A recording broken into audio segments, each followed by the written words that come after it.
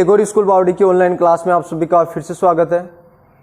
सभी स्टूडेंट्स को good morning. आज हमारी जो ऑनलाइन क्लास है उसमें पीएच स्केल के बारे में अध्ययन करेंगे। इसमें हमने देखो थोड़ा बहुत हमने देख लिया था कि पीएच स्केल क्या है। इसके अंतर्गत हमने पढ़ा था कि हाइड्रोजन आयन की सांद्रता ज्ञात करने के लिए जिस स्केल को काम में लिया जाता है, H+ आयनों की सांद्रता ज्ञात करने के लिए जिस स्केल को काम में लिया जाता है उसे पीएच स्केल कहा जाता है। क्या बोलते हैं? उसे पीएच स्केल। या दूसरे शब्दों में हम ये भी बोल सकते हैं कि अम्लता व क्षारकता को मापने के लिए जिस स्केल को काम में लिया जाता है उसे पीएच स्केल कहा जाता है। इसमें हमने ये समझा कि यहाँ पर जो पी शब्द है जर्मन भाषा के शब्द पुसान से लिया गया है, जिसका अर्थ क्या होता है? शक्ति होता है। ठीक है। अब देखो जैसे हम बात करें इसके बाद में हम स्टडी कर रहे हैं अलग अलग, जैसे हम परिभाषा में बात करें कि सबसे पहले सोरेनसन नामक वैज्ञानिक ने 1909 में पीएच स्केल बनाई थी, या फिर बात करें पीएच स्केल जो बनाई उस वैज्ञानिक का नाम क्या था? सोरेनसन। उन्होंने क्या बनाया? सबसे पहले पीएच स्केल के बारे में बताया। कहने का मतलब क्या किया? उन्होंने पीएच स्केल बनाई। ठीक है। तो इसके बाद में लिखेंगे, लाइन चेंज करके लिखना ना बेटा। और सन 1909 में सोरेनसन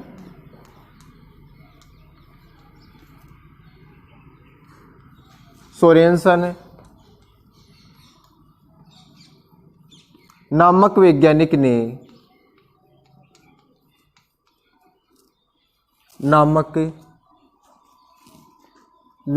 ने पीएच स्केल बनाई।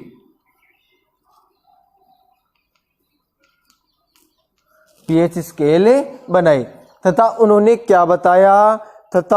उन्होंने बताया तथा हाइड्रोजन आयन की सांद्रता के घातांक को क्या कहा गया? पीएच स्केल कहा गया। फिर इसके बाद में क्या बताया? तथा हाइड्रोजन आयन यानी H+ आयन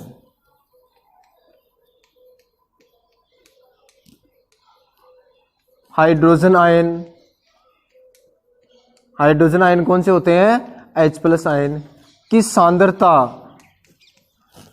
हाइड्रोजन आयन की सांद्रता के घातांक को क्या कहा गया? पीएच कहा गया। हाइड्रोजन आयन की सांद्रता के घातांक को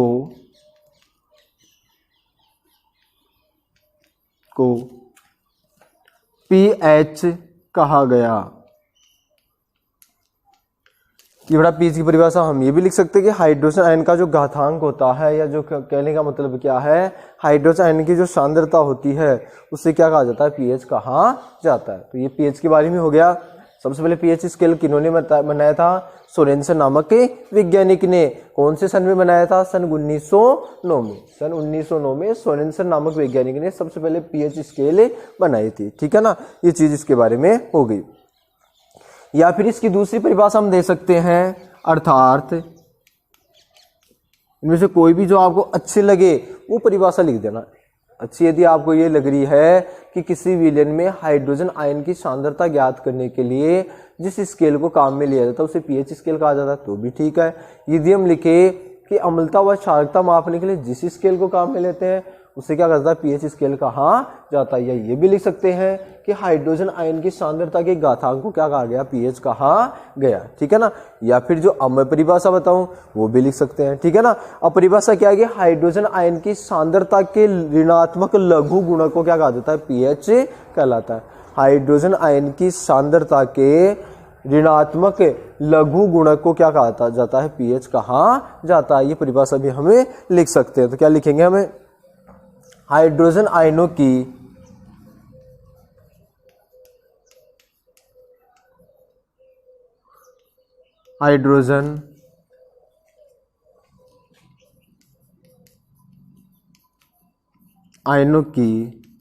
सांद्रता, ठीक है ना, इसका जो लघु गुणक होता है, हाइड्रोजन आयन की सांद्रता का ऋणात्मक लघु गुणक का ऋणात्मक लघु गुणक, ऋणात्मक लघु गुणक क्या कहलाता है? पीएच स्केल कहलाता है। ऋणात्मक जो लघु गुणक होता है वो क्या कहलाता है? पीएच कहलाता है।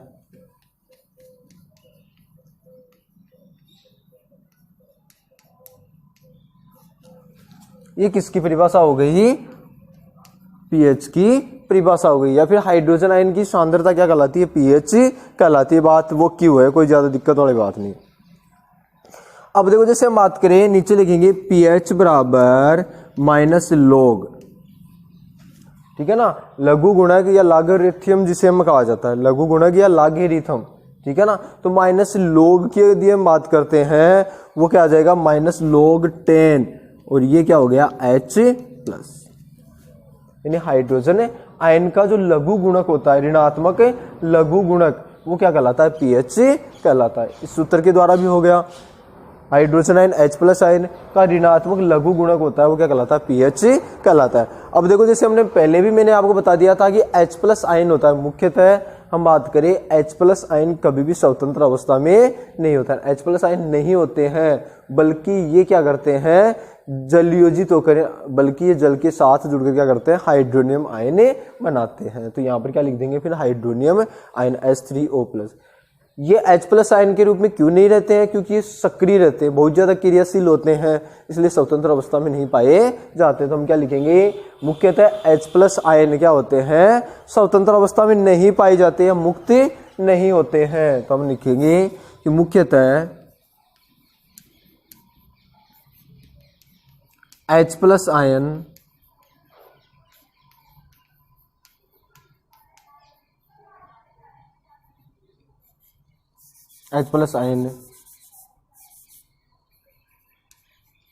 मुक्त नहीं रहते हैं, बल्कि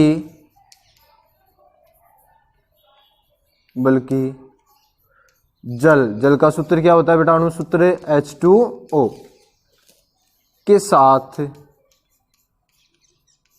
जल के साथ जुड़कर हाइड्रोनियम आयन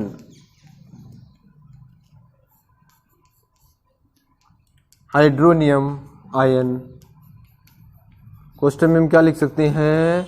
H3O+ बनाते हैं।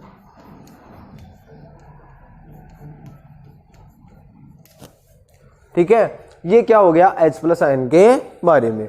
कौन सा आयन बना रहे हैं? Hydronium ion H3O+। अब देखो हाइड्रोनियम आयन बनाते हैं, अतः पीएच का मान क्या हो जाएगा? निम्न भी होता है। आगे लिखेंगे अतः पीएच का मान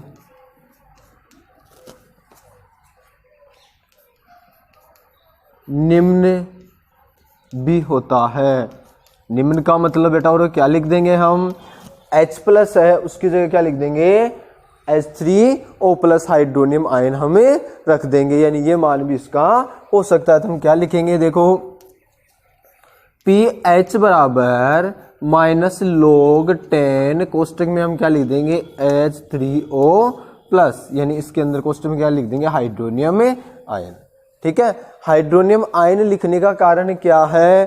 क्योंकि हमें जैसे पहले ही पता है, स्टार्टिंग जो चैप्टर पढ़ा था ये चैप्टर, उसमें भी बताया था कि H प्लस आयन मुख्यतः क्या होते हैं? स्वतंत्र अवस्था में नहीं पाए जाते। क्यों नहीं पाए जाते उसके देखो जैसे हम बात करें, क्योंकि ये क्या होते हैं? बहुत ही सक्रिय या क्रियाशील होते हैं, जिसके कारण ये क्या होते हैं? स्वतंत्र अवस्था में नहीं पाए जाते। ठीक है, अब देखो जैसे हम बात करें, यदि ये स्वतंत्र अवस्था में नहीं पाए जाते हैं तो किसके साथ जुड़े हुए होते हैं?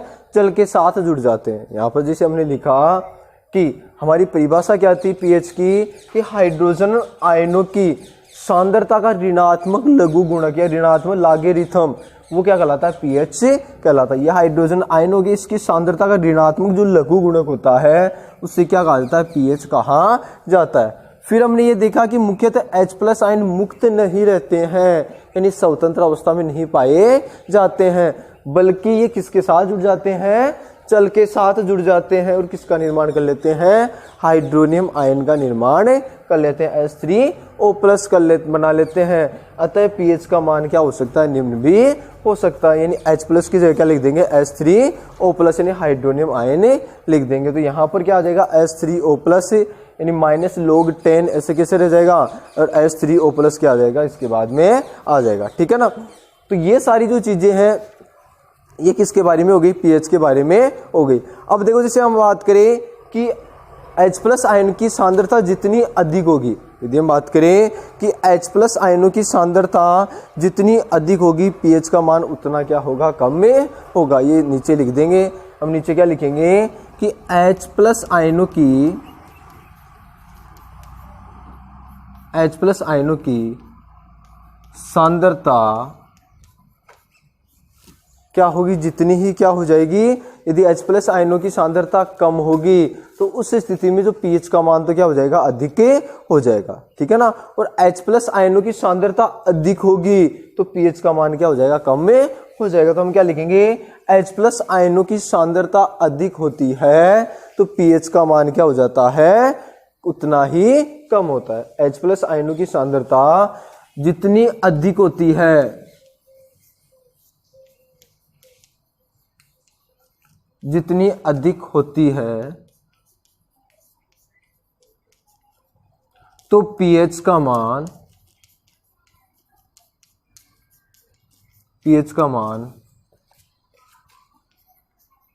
उतना ही कम होता है। बेटा कम कैसे होगा, देखो जैसे हम बात करें H+ आयनों की सांद्रता बढ़ेगी तो अम्लीय गुणधर्म भी क्या हो जाता है, बढ़ जाता है। और अम्लीय गुणधर्म बढ़ जाता है तो पीएच का मान क्या हो जाता है, कम हो जाता है, क्योंकि 7 से कम पीएच वाला जो होता है वो क्या होता है, अम्लीय होता है। तो H+ आयनों की सांद्रता जितनी अधिक होती है तो पीएच का मान उतना ही क्या हो जाता है, कम में हो जाता है। ठीक है ना। यदि H+ आयनों की सांद्रता अधिक होगी तो पीएच का मान क्या होगा, उतना ही कम होगा।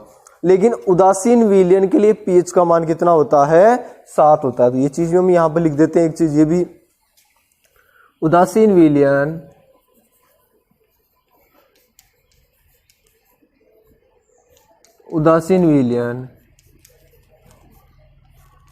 के लिए पीएच का मान